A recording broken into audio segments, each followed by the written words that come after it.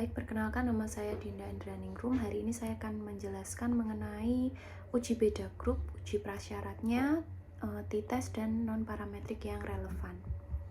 Yang pertama adalah pengertian uji T. Uji T merupakan uji koefisien regresi 1:1 yang memungkinkan kita mengetahui apakah variabel independen X1 dan X2-nya secara individual mempengaruhi variabel dependennya atau Y-nya.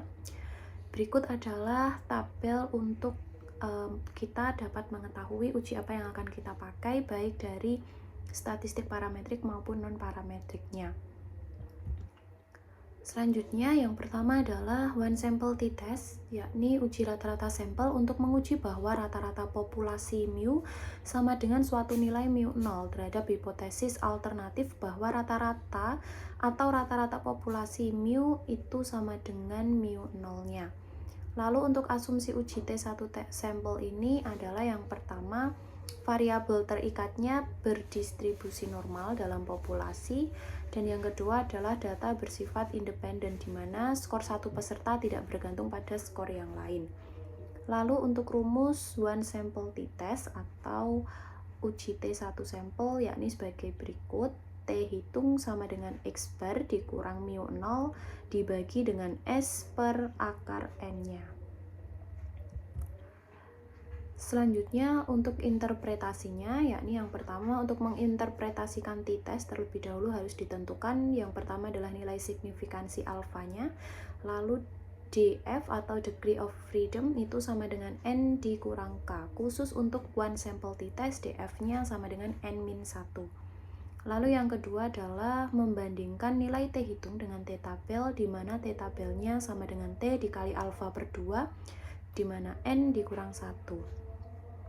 Lalu apabila t hitung lebih besar dari t tabel, maka berbeda secara signifikansi sehingga H0-nya ditolak, dan t hitung kurang dari t tabel itu berarti tidak berbeda secara signifikansi, yang mana H0-nya diterima.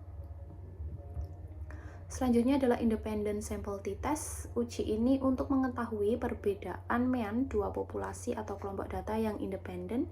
Uji T independen ini memiliki prasyarat yang harus dipenuhi, yaitu yang pertama adalah datanya terdistribusi normal, kedua kelompok data bersifat independen atau bebas, yang ketiga adalah variabel yang dihubungkan berbentuk numerik dan kategorik dengan hanya dua kelompok. Lalu untuk rumus independent sample t-test yakni t hitung sama dengan M1 dikurang M2 per akar SS1 ditambah SS2 per N1 ditambah N2 dikurang 2 dikali dengan 1/N1 ditambah 1/N2. Selanjutnya untuk interpretasi independent sample t-test, yang pertama adalah kita menentukan nilai signifikansi alfa, lalu interval confidence yakni sama dengan 1 dikurang alfa, lalu df atau degree of freedom-nya adalah n dikurang k. Khusus untuk independent sample t-test ini maksudnya itu df-nya sama dengan n-2. Lalu yang kedua adalah membandingkan nilai t hitung dengan t tabelnya, dan apabila t hitung lebih besar dari t tabel maka berbeda secara signifikansi atau H0-nya ditolak. Lalu t hitung kurang dari t tabel yakni berarti tidak berbeda secara signifikansi sehingga H0-nya diterima. Lalu pair sample t-test yakni uji T berpasangan merupakan salah satu metode pengujian hipotesis di mana pasangan adalah sampel yang sama dan terdapat dua perlakuan yang berbeda. Lalu asumsi dan ketentuan penggunaan uji T sampel berpasangan adalah yang pertama, variabel bebas bersifat dikotomis dan tingkatan, berpasangan atau cocok dalam beberapa hal. Lalu yang kedua adalah variabel terikat berdistribusi normal pada dua kondisi. Lalu untuk rumus paired sample t-test adalah t hitung sama dengan d bar dibagi dengan sd per akar n. Lalu untuk interpretasinya adalah sama. Untuk menginterpretasikan t-test terlebih dahulu harus ditentukan nilai signifikansi alfa, lalu df yakni n dikurang k, khusus untuk paired sample t-test ini df sama dengan n-1. Lalu membandingkan nilai t hitung dengan t tabel, di mana t tabelnya sama dengan alfa dengan n dikurang 1.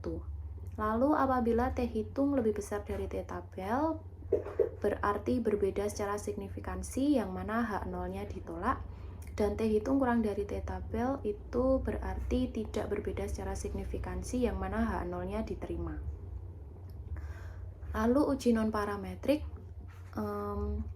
jika asumsi uji T dilanggar secara nyata, maka salah satu jawabannya adalah menjalankan statistik non-parametrik yang sesuai, yang dalam hal ini disebut uji Mann-Whitney atau MW, yang mana untuk kita dapat menguji Mann-Whitney ini ada beberapa asumsi yang harus dilakukan. Yang pertama adalah variabel terikat diasumsikan kontinu sebelum dilakukan pemeringkatan. Hal ini diasumsikan ada kesinambungan yang mendasari variabel terikat meskipun data sebenarnya demikian angka diskrit seperti 1, 2, 3, 4, 5 pada peringkat Likert. Lalu yang kedua adalah data bersifat independen atau skor satu peserta tidak bergantung pada skor peserta yang lain. Nah, itu tadi penjelasan singkat mengenai statistik uji beda, yakni uji T, dan juga statistik non-parametriknya.